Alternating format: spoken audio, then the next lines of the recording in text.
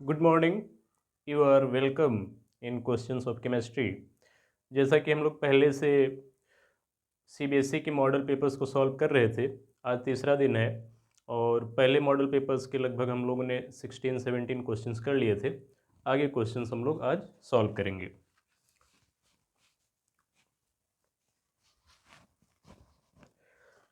हम लोग assertion and reason type के क्वेश्चन सॉल्व कर रहे थे। क्वेश्चन नंबर 16 तक हो गया था। आगे क्वेश्चन नंबर 17 हम यहाँ पर लिख दे रहे हैं कि क्वेश्चन क्या है। क्वेश्चन 17 है जिसमें एसर्शन आपका कहा जा रहा है iron has higher enthalpy. Iron has higher enthalpy of atomization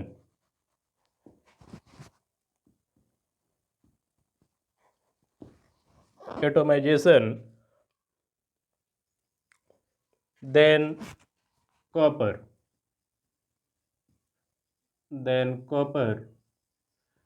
ये assertion है और इसका रीजन यहाँ पर लिखा जा रहा है lower the number of unpaired electron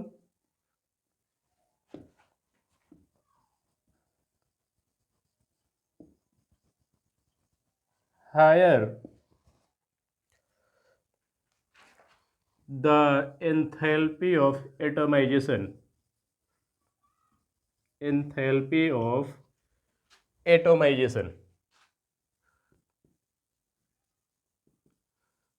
अब यहाँ पर क्वेश्चन हमें समझना है पहले कि ये एंथैल्पी ऑफ एटमाइजेशन है क्या एक्चुअली। जैसे मान लीजिए हम यहाँ पर देख रहे हैं कोई मेटल लिया हमने, एक आयरन ले लिया और एक कॉपर। ये आयरन है और ये हमारा कॉपर है। इसमें तमाम ऐसे एटम्स होंगे, आयरन में भी ऐसे एटम्स होंगे बिकॉज दिस इज सॉलिड, और एटम्स एक दूसरे को कॉन्टैक्ट करेंगे। कॉपर में इस तरीके से भी एटम्स होंगे।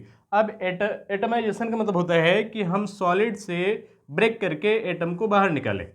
एटम को बाहर निकालना ही जो होता है उसको हम एटमाइजेशन कहते हैं। तो आयरन से भी एटम को हम बाहर निकालें, कॉपर से भी एटम को बाहर निकालें, मतलब एटम को एक दूसरे के कॉन्टैक्ट से तोड़ करके हम अलग करें, सेपरेट करें। तो ये बता क्या रहा है कि आयरन का जो एटमाइजेशन है वो एक्चुअली एटमाइजेशन एंथैल्पी का मतलब heat required to atomise. Enthalpy जहाँ पर भी टर्म जुड़ जाता है वहाँ पर हम एक्चुअली हीट की बात करते हैं कि आखिर उसके एटम को बनाने में हमें कितनी हीट देनी पड़ रही है। तो बताया जा रहा है कि iron has higher enthalpy of atomisation than copper. ये बात सही है कि आयरन का एटमाइजेशन जो है कॉपर के कंपैरिजन में ज़्यादा है। तो ये पहले ये जो है आपका एसर्शन दैट इज करेक्ट। दूसरी बात ये बता रहा है कि lower the number of unpaired electrons higher will be enthalpy of the atomisation. ये बता रहा है कि जैसे अगर अनपेयर्ड इलेक्ट्रॉन्स कहीं पर हैं, यहाँ पर हम देख लें, इस केस में कॉपर के केस में मान लीजिए हमने अनपेयर्ड इलेक्ट्रॉन यहाँ पर बनाया है, आयरन के केस में हमने अनपेयर्ड इलेक्ट्रॉन इस तरीके से बनाया है। तो ये एक्चुअली ऐसे अगर एक एटम में 3 अनपेयर्ड इलेक्ट्रॉन हमने बना दिया तो दूसरे वाले एटम में भी 3 अनपेयर्ड इलेक्ट्रॉन होंगे, तीसरे वाले में भी अनपेयर्ड इलेक्ट्रॉन होंगे। तो ये जो बॉन्डिंग इनके बीच है, जो एटम्स के बीच में बॉन्डिंग है, वो किस बात पर डिपेंड करती है? वो इस बात पर डिपेंड करती है कि आखिर जो एटम्स हैं उनके बीच अनपेयर्ड इलेक्ट्रॉन कितने हैं। जितने ज़्यादा ये अनपेयर्ड इलेक्ट्रॉन होंगे ये एक दूसरे को एक्चुअली कांटेक्ट करेंगे, ओवरलैप करेंगे, उसके बाद बॉन्ड बनाएंगे। मतलब अनपेयर्ड इलेक्ट्रॉन अगर कम है तो इनके बीच जो बॉन्डिंग है, जो उसकी स्ट्रेंथ जो है वो कम होगी। अगर अनपेयर्ड इलेक्ट्रॉन ज़्यादा है तो इनके बीच जो बॉन्डिंग है उसकी स्ट्रेंथ ज़्यादा होगी। मतलब होता क्या है, स्ट्रेंथ किस बात पर डिपेंड करता है? Strength of bonding that is proportional to the number of unpaired electron. तो कहने का मतलब ये है कि ये बात तो बिल्कुल सही था, लेकिन इन्होंने यहाँ पर उल्टा बता दिया। यहाँ पर बताया गया lower the number of unpaired electron higher will be enthalpy, जबकि ऐसा नहीं होना चाहिए। Higher the number of unpaired electron higher the enthalpy of atomization. तो assertion is correct and reason is incorrect. तो इस केस में हमारा जो ऑप्शन होता है सी वो हमारा करेक्ट होता है, जिसमें हम ये बात करते हैं कि आपका असर्शन जो है that is correct and the reason is actually incorrect. तो ये क्वेश्चन नंबर 17 था। क्वेश्चन नंबर 17 के बाद हम क्वेश्चन नंबर 18 की बात करेंगे।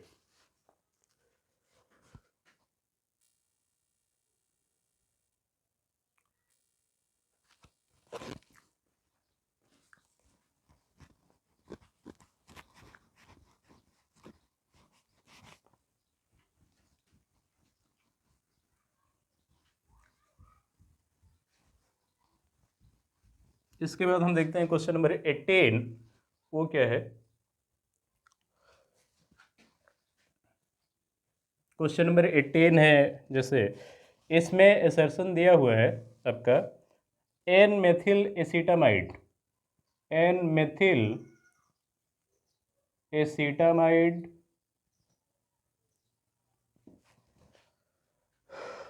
Undergo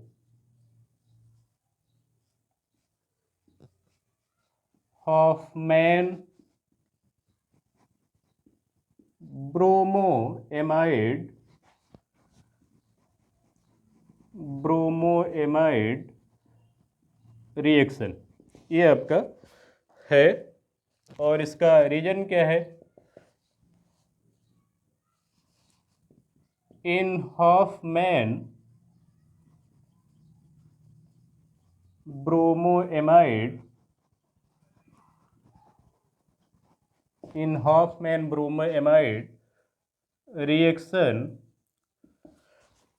what happens actually, the amine formed has one carbon atom less, the amine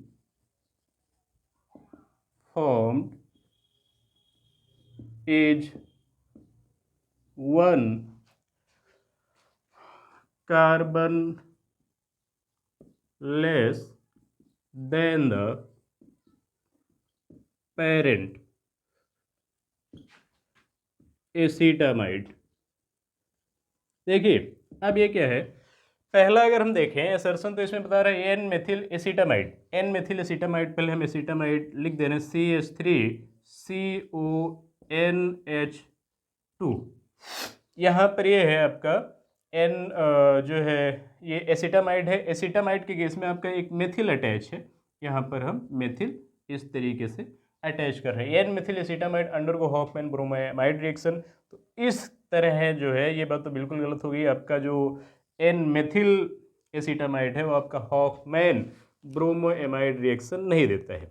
आपका जो ब्रोमोएमाइड रिएक्शन देगा वो एक्चुअली ये देगा CH3CONH2, जो सीधा सीधा आपका एसीटामाइड है वो आपका हॉफमैन ब्रोमोएमाइड रिएक्शन देगा। यहाँ पर जो आपका एल्किल जो सब्स्टिट्यूएंट है जो यहाँ पर रख दिया गया है, इसकी वजह से आपका ब्रोमोएमाइड रिएक्शन नहीं देगा। तो ये पहला, this is assertion that is actually in correct.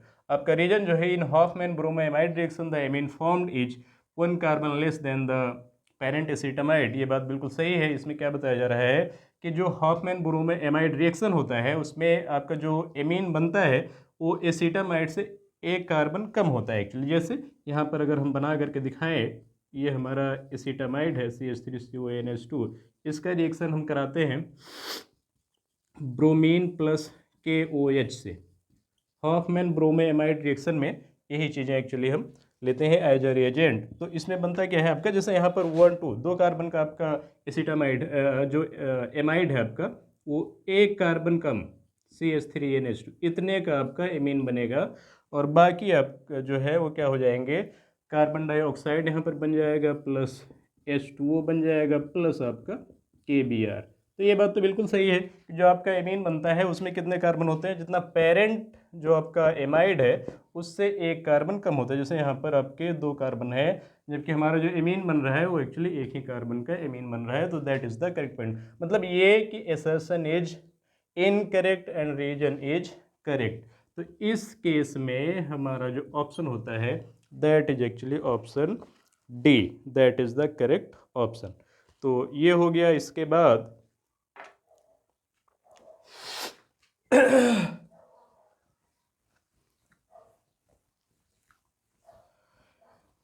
Assertion and reason based जो क्वेश्चंस हैं उसको हम लोगों ने यहाँ पर कंप्लीट कर लिया है। क्वेश्चन नंबर 18 तक हम लोगों ने कंप्लीट कर लिया है और उसके आगे जो हमारे क्वेश्चंस होंगे वो एक्चुअली सेक्शन बी में आएंगे, जो 2 मार्क्स का एक क्वेश्चन होगा और उसको हम देखते हैं किस तरीके से क्वेश्चन होंगे। सभी क्वेश्चंस एक्चुअली आसान है, बस आपको चीज़ें उसको समझना है थोड़ा सा। तो क्वेश्चन नंबर 19 जो 2 मार्क्स का आपका क्वेश्चन है उसको हम देखें किस तरीके से है। One molal aqueous solution of trichloroacetic acid is heated to its boiling point। इसके बाद आगे क्या है, the solution has a boiling point 100.18 degree Celsius। Kb for water is 0.512 Kelvin kilogram per mole।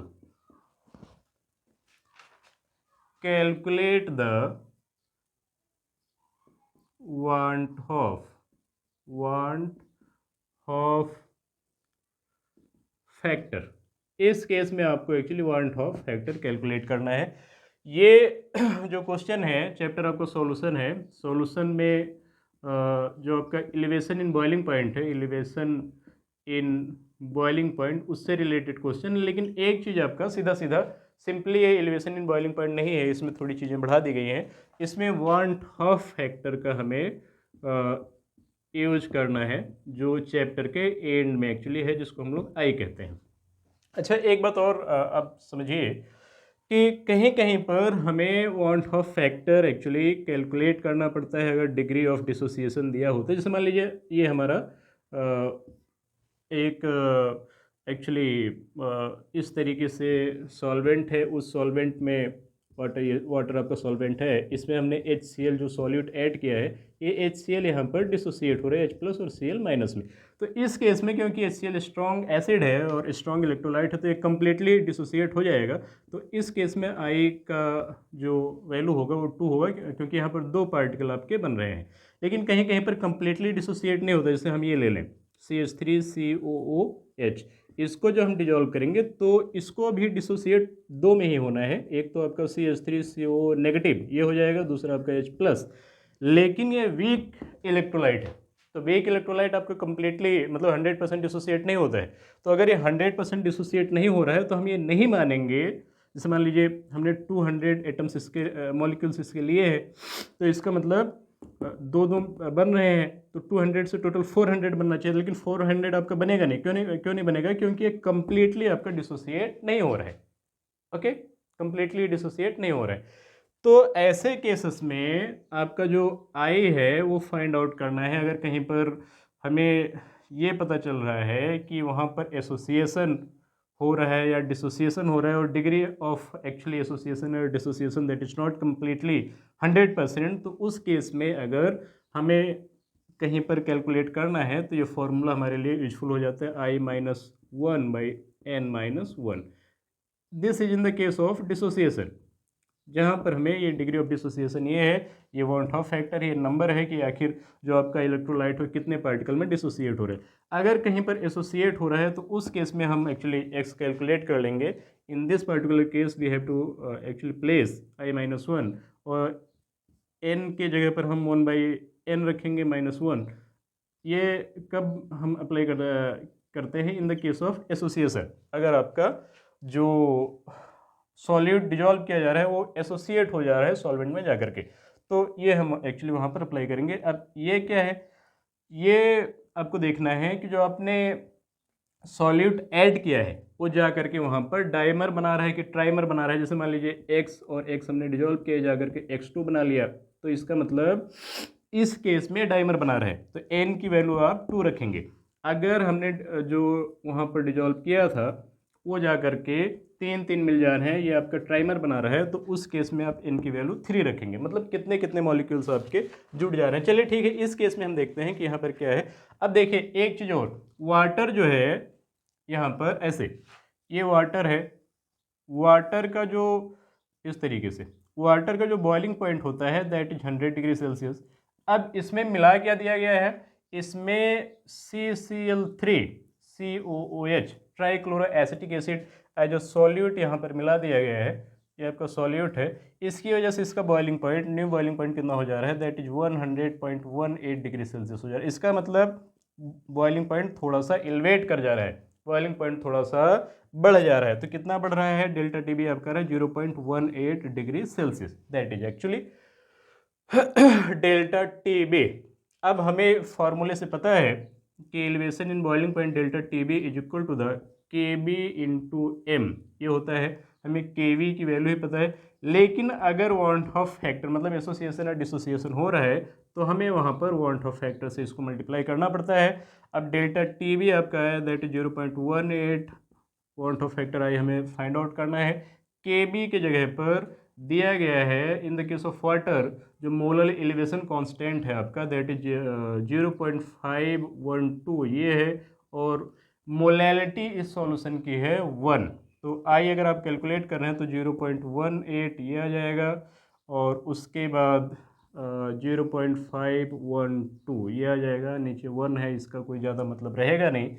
तो हम देखें तो कितना यहाँ पर आएगा, अगर हम कर दे रहे हैं इधर 180, इधर कर दे रहे हैं 180 और नीचे हम कर दे रहे हैं 512, ये आ जाएगा। और इसको हम डिवाइड कर दे रहे हैं ऐसे 180 512, तो वैसे तो अभी डिवाइड होगा नहीं, हम डेसिमल लगाएंगे, ये हो जाएगा 5 3 जा 3 2 जा 6 3 1 जा 3 3 5 जा 15, इतना आ गया। और 10 से अगर हमने 6 माइनस किया तो दैट इज 4 9 3 6, और इसके बाद 7 से 5 माइनस किया तो 2 आ गया। इसके बाद हम यहाँ पर लगाएंगे 5 5 जा तो ये हो जाएगा 5 2 जा 10 5 1 जा 5 6 5 5 जा 25, सो लगभग इतना। तो इस केस में आपका जो वांट ऑफ फैक्टर आई आ रहा है that is equal to the 0.35, हम इस तरीके से कैलकुलेट करेंगे।